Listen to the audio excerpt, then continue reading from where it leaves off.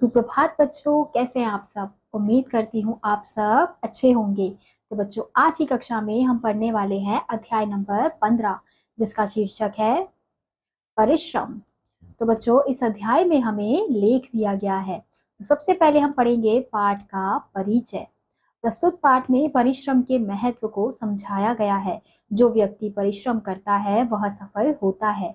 आलसी व्यक्ति कभी सफल नहीं हो पाते हैं। तो बच्चों, इस अध्याय के माध्यम से, इस लेख के माध्यम से हमें क्या समझाने का प्रयास किया जा रहा है कि परिश्रम जो होता है वो हमारे लिए बहुत ज्यादा महत्वपूर्ण होता है। और जो व्यक्ति परिश्रम करता है वो अवश्य सफल होता है। और जो व्यक्ति आलसी होता है उसे सफलता कभी भी नहीं मिलती है।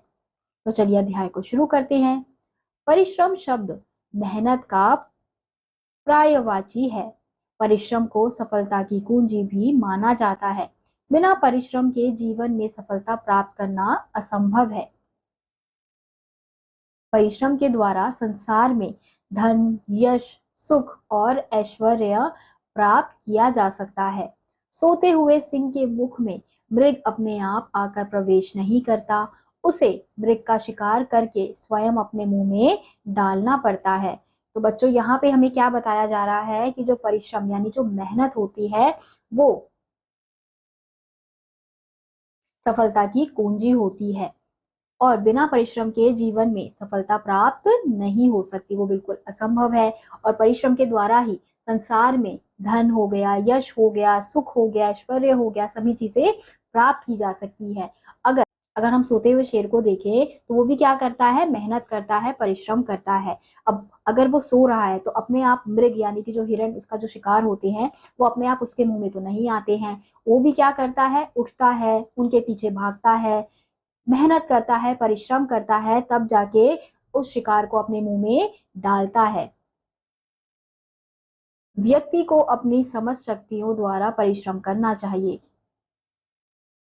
अथक परिश्रम से व्यक्ति संसार की हर सुख संपत्ति प्राप्त कर सकता है। उसकी कीर्ति सभी जगह फैल जाती है। तो यहाँ पे बच्चों क्या बताया जा रहा है कि व्यक्ति को अपनी समक्ष शक्तियों यानी कि जितनी भी आपके अंदर विल पावर है, आपको वो सभी शक्तियों के द्वारा परिश्रम करना चाहिए। और अथक परिश्रम से ही व्यक्ति जो है वो हर सुख को, संपत्ति को आराम से संसार में पा सकता है। इसके विपरीत आलसी व्यक्ति सदा दुखी रहता है। वह सदैव परिश्रम से घबराता है। आलस्य के कारण वह अपनी शक्तियों को निर्बल करके अपना तथा समाज का जीवन कष्टमय बना देता है। उसे पग पग पर असफलताओं का मुंह देखना पड़ता है। वह सदैव भाग्य को कोसता रहता है। अब दूसरी तरफ क्या बताया जा रहा है कि इसके विपरीत जो आलसी व्यक्ति होते हैं वो कैसे होते हैं, वो सदैव परिश्रम से घबराते हैं। और आलस्य के कारण वो अपनी शक्तियों को निर्बल करके अपना और समाज का, दोनों का समय जो है, जीवन जो है, वो नष्टमय डाल देते हैं, यानी नष्ट कर देते हैं। और उसे पग पग पर यानी कि हर जगह पर उसे क्या मिलती है, असफलता ही मिलती है। और वो सदैव अपनी असफलता का कारण किसको मानता है, अपने भाग्य यानी अपनी किस्मत को मानता है। परिश्रम करने से अनेक लाभ होते हैं। परिश्रम करने वाला व्यक्ति सदा चुस्त रहता है। परिश्रम करते समय उसके शरीर के प्रत्येक अंग का व्यायाम हो जाता है। वह सदा स्वस्थ रहता है। उसे खूब भूख लगती है और उसके द्वारा खाया हुआ भोजन उसके शरीर को पुष्ट करता है। तो यहाँ पे बच्चों क्या बताया जा रहा है कि जो परिश्रम करता है व्यक्ति, उसके क्या लाभ है कि परिश्रम करने वाला व्यक्ति सदा चुस्त रहता है यानी कि एक्टिव रहता है। और परिश्रम करते समय उसके शरीर के प्रत्येक अंग का व्यायाम होता रहता है। अगर वो मेहनत करेगा तो उसका सारा शरीर हिलता डुलता रहेगा, तो एक प्रकार से उसका व्यायाम होता रहेगा। और फिर व्यायाम के कारण, परिश्रम के कारण उसे ज्यादा से ज्यादा भूख भी लगती है, और जो भी भोजन वो खाता है उसके शरीर में वो भोजन अच्छे से लग जाता है। उसे अपच जैसी बीमारियां कभी नहीं छूती। वह अपने ध्येय तक पहुंचने के लिए अथक प्रयास करता है। सफलता प्राप्त करने पर वह सुख अनुभव करता है। वह अपनी सफलता की खुशियां बांटकर अपना और दूसरों का जीवन सुखमय बनाता है। उसे व्यर्थ की बातों के लिए और बुरे कामों के बारे में सोचने के लिए समय ही नहीं मिलता, अतः वह बुराइयों से भी बच जाता है। तो बच्चों अब यहाँ पे क्या बताया जा रहा है कि जो परिश्रमी व्यक्ति होता है वो अपच जैसी जो बीमारियां होती हैं उनसे दूर रहता है, क्योंकि वो तो परिश्रम कर रहा है, मेहनत कर रहा है, भाग दौड़ कर रहा है, तो उसे अपच जैसी बीमारियां नहीं होती हैं। और सफलता प्राप्त करने पर वह सुख का अनुभव भी करता है और वो अपनी सफलता की खुशियां बांट कर अपना और दूसरों का जीवन सुखमय बनाता है। यानी कि जो मेहनत करता है, अगर वो किसी चीज में सफल हो जाता है तो वो उस खुशियों को दूसरों से भी बांटता है। इससे क्या होता है कि उसके आसपास के लोग भी खुश रहते हैं और उसे व्यर्थ की बातों के लिए, बुरे कामों के लिए बारे में सोचने का इतना समय उसे नहीं मिलता है। और जो परिश्रम करता है, जो मेहनत करता है व्यक्ति, वह बुराइयों से भी कैसे बचा रहता है, क्योंकि उसके पास इतना समय नहीं होता है कि वो किसी के बारे में बुराई करे या कुछ बुरे काम करे। एक स्त्री के पति की कार दुर्घटना में मृत्यु हो गई। सास ससुर ने उसे पति के लिए अशुभ कहकर घर से निकाल दिया। उसे अपना और अपने 2 बच्चों का पेट पालना कठिन लग रहा था। उसे याद आया कि भगवान उसी की सहायता करता है जो अपनी सहायता स्वयं करते हैं। उसने आगे बढ़ने का निश्चय कर लिया। लगातार परिश्रम करके वह सफलता की सीढ़ियां चढ़ती गई और एक दिन ऐसा भी आया जब वह एक चूल्हा कंपनी की मालकिन बन गई। तो यहाँ पे बच्चों हमें एक स्त्री के बारे में बताया जा रहा है कि एक स्त्री थी, उसके पति की कार दुर्घटना में मृत्यु हो गई थी। तो उसके सास ससुर ने क्या किया था, पति के लिए अशुभ कहकर उसे घर से निकाल दिया था।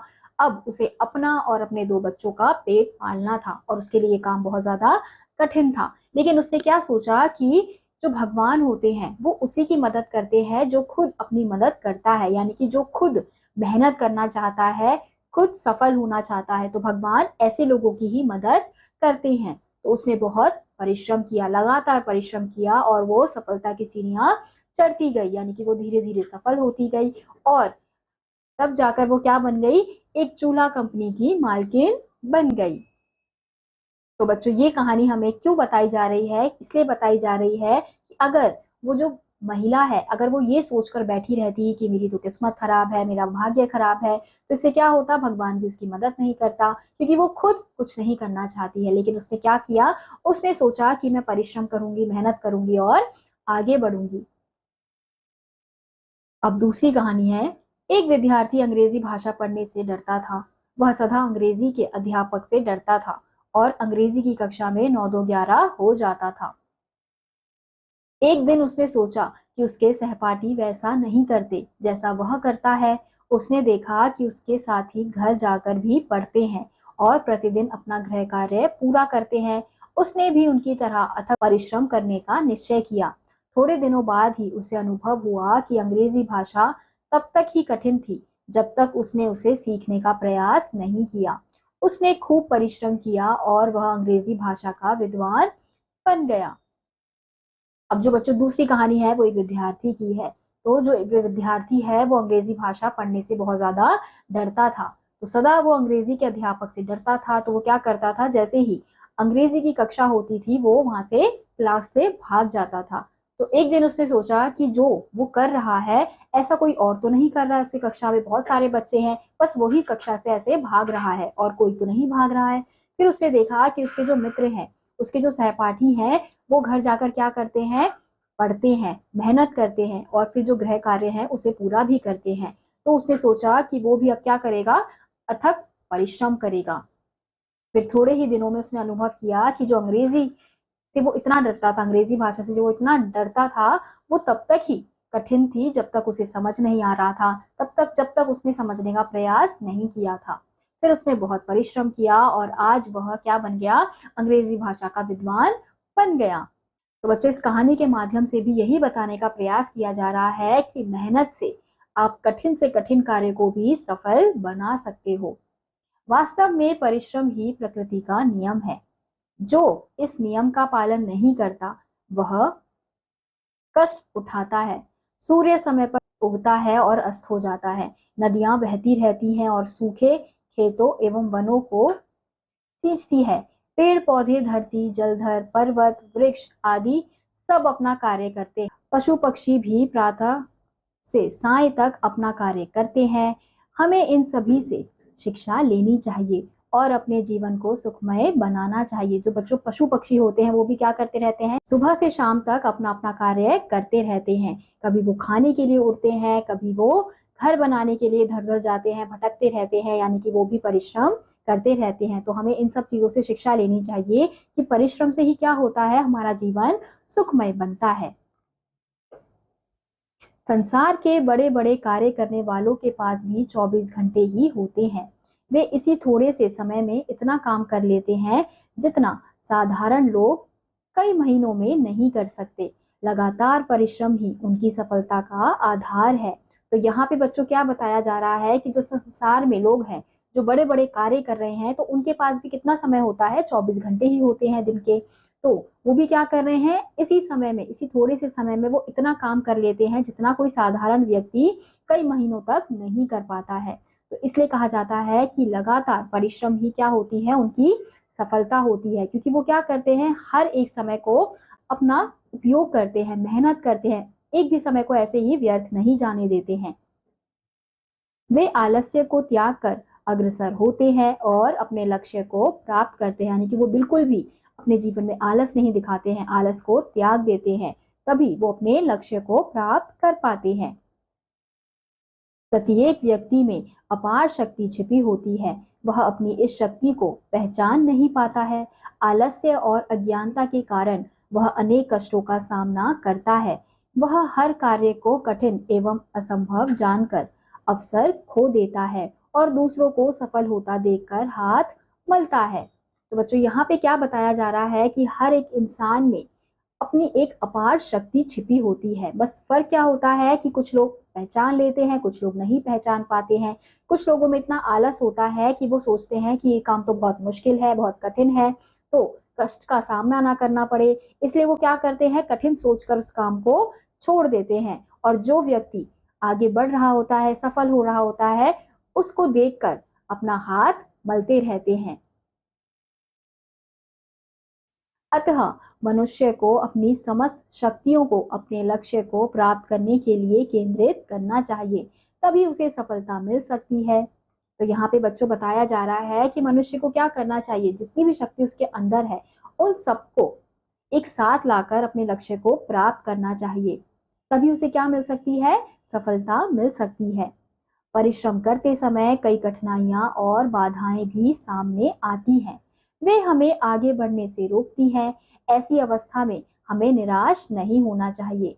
हमें अपनी पहली कठिनाई का दृढ़ता से सामना करना चाहिए और उस पर साहसपूर्वक विजय प्राप्त कर लेनी चाहिए। पहली विजय से हमें साहस और अनुभव दोनों प्राप्त होते हैं। इन दोनों के आधार पर हम आने वाली अन्य बाधाओं पर विजय पा सकते हैं। तो बच्चों अब यहाँ पर क्या बताया जा रहा है कि कई बार ऐसा होता है कि परिश्रम करते समय हमें बहुत सारी कठिनाइयों का, बाधाओं का सामना करना पड़ता है। तो जब वो बाधाएं हमारे सामने आती हैं तो हमें उससे निराश नहीं होना चाहिए उस अवस्था में, बल्कि हमें उस कठिनाई का सामना करना चाहिए, क्योंकि अगर हम अच्छे तरीके से, साहसपूर्ण तरीके से अगर हम उस कठिनाई का सामना करेंगे तो हमें विजय अवश्य प्राप्त होती है। जैसा कि हम सभी जानते हैं, परिश्रम के परिणाम किसी से छिपे नहीं हैं। संसार में कितने ही लोगों ने परिश्रम से प्रसिद्धि प्राप्त की है। वीर शिवाजी, महाराणा प्रताप, गुरु गोविंद सिंह, ईसा मसीहा, महात्मा गांधी, रानी लक्ष्मीबाई आदि ने परिश्रम के बल पर समस्त मानव समाज का उपकार किया। उनके प्रयास और कार्य हमारा मार्गदर्शन करते हैं। हम भी उनकी तरह परिश्रम करके महान बन सकते हैं। तो बच्चों यहाँ पे क्या बताया जा रहा है कि जैसा कि हम सभी जानते हैं, परिश्रम के जो परिणाम है वो हम लोगों से छुपे नहीं है। संसार में कितने लोग हैं जो परिश्रम के कारण, यानी मेहनत के कारण ही बहुत ज्यादा प्रसिद्ध हुए हैं। अब जैसे वीर शिवाजी, महाराणा प्रताप, गुरु गोविंद सिंह, ईसा मसीह, महात्मा गांधी, रानी लक्ष्मीबाई, ये सब कैसे प्रसिद्ध हुए हैं बच्चों, मेहनत से, परिश्रम से ही प्रसिद्ध हुए हैं। कुछ भाग्यवादी लोग केवल भाग्य के भरोसे बैठे रहते हैं, परिश्रम छोड़कर हाथ पर हाथ रखकर बैठ जाते हैं, असफल होने पर भाग्य को कोसते हैं। ऐसे लोगों को यह नहीं भूलना चाहिए कि हर व्यक्ति को अपने परिश्रम और कर्मों का फल प्राप्त होता है। जितना गुड़ डालोगे उतना मीठा होगा। जो परिश्रम से कार्य करेगा वह सुखी और सफल होगा, जो कार्य नहीं करेगा वह दुखी और असफल ही बना रहेगा।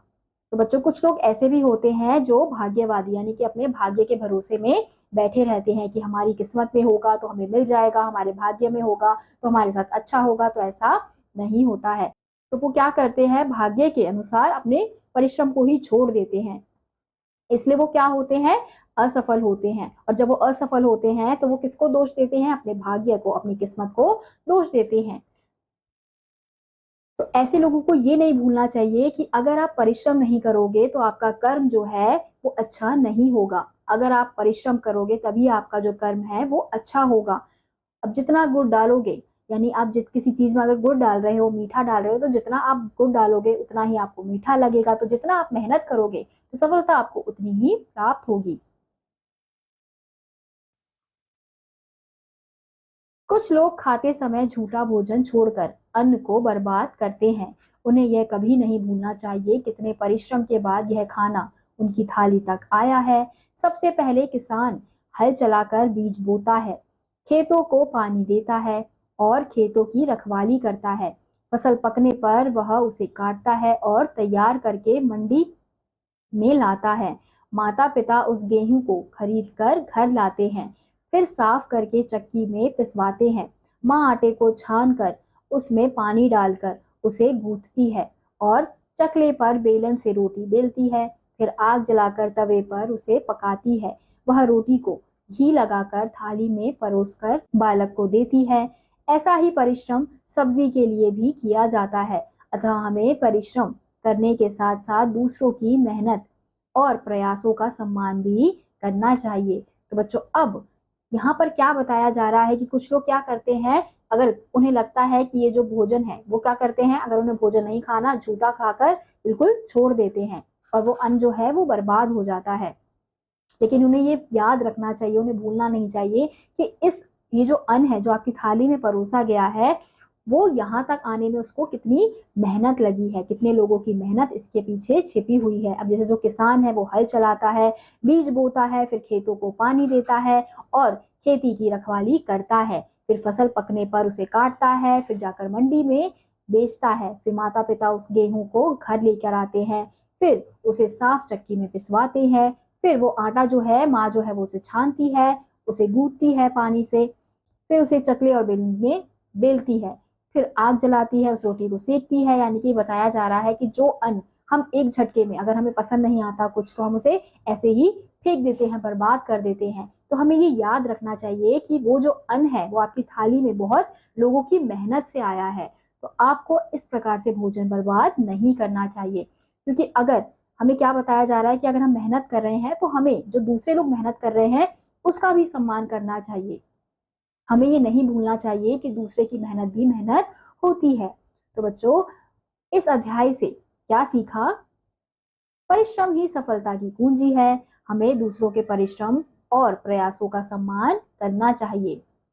इसी के साथ आज का यह अध्याय यही समाप्त होता है। उम्मीद करती हूँ आपको यह अध्याय समझ आया होगा। मैं आपसे मिलूंगी अगली कक्षा में। तब तक के लिए आप सभी बच्चे खुश रहिए और पढ़ते रहिए। बाय।